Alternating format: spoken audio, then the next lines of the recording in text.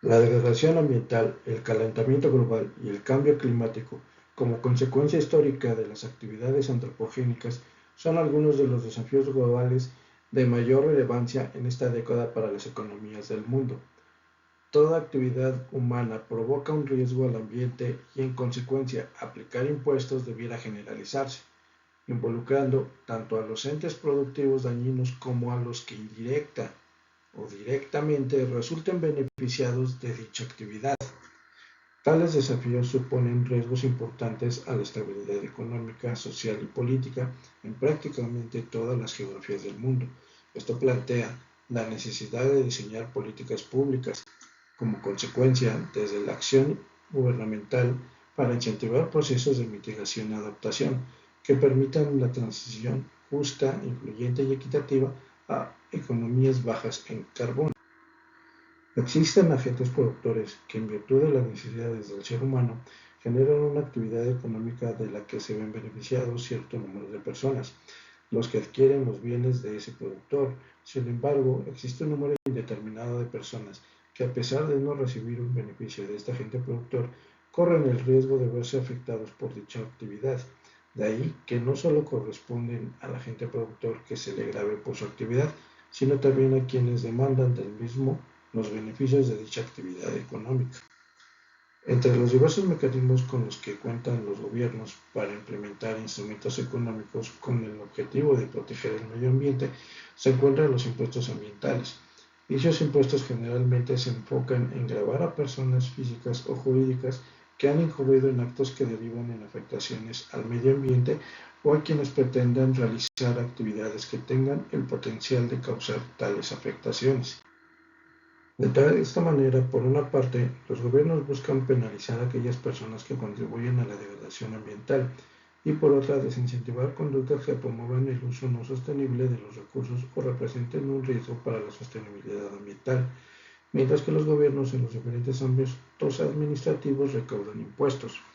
En 2017, el Centro de Investigación Económica y Presupuestaria publicó un estudio sobre estudios ambientales en el que comparan las cargas fiscales implementadas en diferentes países por medio de una sanción a las empresas contaminantes. El documento destacaba que mientras en países como Australia y Alemania recaudan en promedio 1.9% del Producto Interno Bruto, en México la recaudación por impuestos ambientales apenas representaba el 0.1%. Ante el crecimiento significativo del deterioro ambiental y el fracaso de los acuerdos internacionales para que los países reduzcan las emisiones de los gases de efecto invernadero, las economías de países desarrollados han impulsado reformas fiscales con sentido ambiental, buscando trasladar el costo de la mitigación de la contaminación a la población. Sin embargo, cualquier reforma fiscal que se lleve a cabo en materia ambiental debe estar diseñada de manera óptima a fin de no generar distorsiones que pongan en riesgo el equilibrio macroeconómico. Lo anterior es alcanzable siempre y cuando el gobierno reconozca que los impuestos ambientales no deben ser considerados como un complemento al gasto público, sino que se debe partir de la condición de que este tipo de instrumentos serán utilizados para regular el comportamiento de todos los agentes que interactúan en la economía y así poder regular tanto las fuentes como las emisiones de contaminación. Para obtener el máximo beneficio social con el menor costo, es necesario que la estrategia cuente con impuestos ambientales que han sido diseñados bajo los principios de Arthur P. Gould, de Ronald Coase y el principio de credibilidad. P. Gould decreta que el que contamina paga y tiene como objetivo que los agentes que responsabilicen de los daños causados por la contaminación del medio ambiente. En el caso de Coase, la premisa es el que paga contamina y se refiere a que el Estado y sus instituciones deben ser entes reguladores para igualar costos de las actividades contaminantes y evaluar hasta qué punto es tolerable la actividad contaminante, la cual está en función a los beneficios económicos que produce y aporta a la sociedad, como la generación del empleo, ingreso, pago de impuestos, desarrollo regional, etc. A partir del enfoque de la credibilidad, las políticas ambientales tendrán el respaldo y la confianza de la sociedad, ya que las acciones de los gobiernos estarán enmarcadas dentro de una estructura normativa, lo que les obliga a cumplir con sus metas predefinidas sin desviarse de ellas. Con la combinación de los tres principios antes descritos, PIGO, causa y credibilidad, la eficacia de una reforma fiscal ambiental dependerá del diseño, ejecución y transparencia de los impuestos ambientales. Si los gobiernos solo implementan un determinado impuesto ambiental sin comunicarlo de manera adecuada y sin transparencia, la sociedad rechazará la política por no ser creíble, obligando a la autoridad a incurrir a un elevado costo social. México cuenta con una variedad de impuestos ambientales a nivel federal y por entidad federativa, que buscan desincentivar ciertas conductas y actividades que se consideran como adversas frente al medio ambiente. Entre las diversas actividades que se citan como sujetas de impuestos ambientales se destaca la compra de ciertos combustibles o de vehículos automotores nuevos, la extracción y aprovechamiento de materiales petreos, suelo y subsuelo, la descarga no controlada de aguas residuales con concentraciones de contaminantes fuera de parámetros a diferentes cuerpos receptores, suelo y subsuelo, la emisión de contaminantes a la atmósfera, entre otros. A nivel federal, existe el impuesto especial por productos y servicios, que se causa cuando se prestan ciertos servicios o se mejoran o importan ciertos bienes en territorio nacional, tales como los combustibles automotrices, los combustibles fósiles, entre otros, y así como las plaguicidas. Otro impuesto federal es el impuesto sobre automóviles nuevos, o ISAM, el cual es pagado por personas físicas y morales por la enajenación de automóviles nuevos y su importación.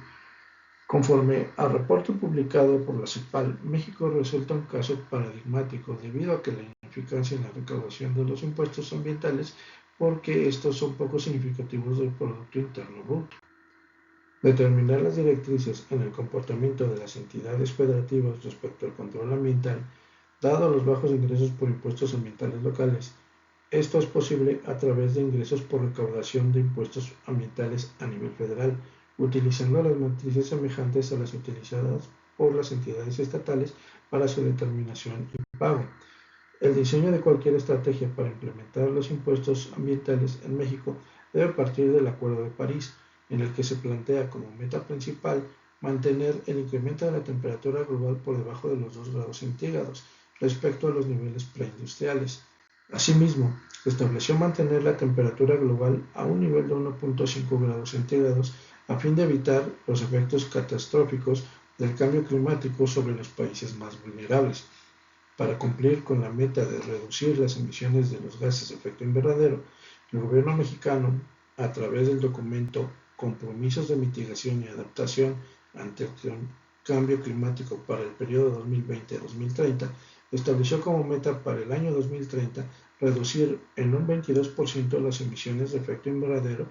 y en un 51% las emisiones de carbono negro. Entre las industrias que más contaminan la atmósfera con gases de efecto invernadero, además del transporte, es la generación de electricidad, debido a su creciente demanda por su uso industrial, residencial y por las tecnologías móviles, cuya característica principal es estar conectadas al Internet. Entre los principales consumidores de la electricidad se encuentra la economía digital. Entre ellas destacan la telefonía móvil, el Internet, correo electrónico, la nube de Internet, entre otras, las cuales se están convirtiendo en uno de los sectores más contaminantes. La contaminación generada mediante los teléfonos inteligentes presenta una trayectoria creciente para las siguientes décadas. Esto se debe a una economía contemporánea que depende cada vez más de la conexión a Internet.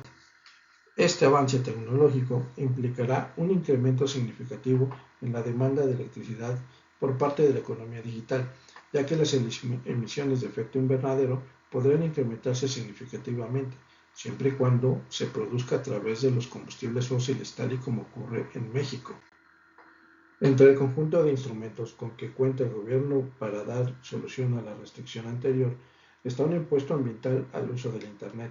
donde la cantidad de datos consumidos sea el objeto grabado, en este caso, conforme a registros del Instituto Federal de Telecomunicaciones, el tráfico máximo por datos usados en Internet en 2022 fue de 48 exabytes, equivalentes a 48 mil millones de terabytes, y se proyecta que para 2024 el nivel de tráfico de datos sea alrededor de 258 mil millones de terabytes.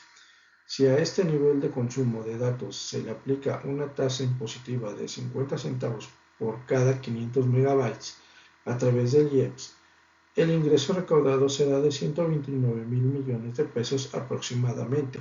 En cambio, si la tasa impositiva fuera de 3 pesos por cada 500 megabytes, el gobierno podría obtener una recaudación aproximada de 775 mil millones de pesos.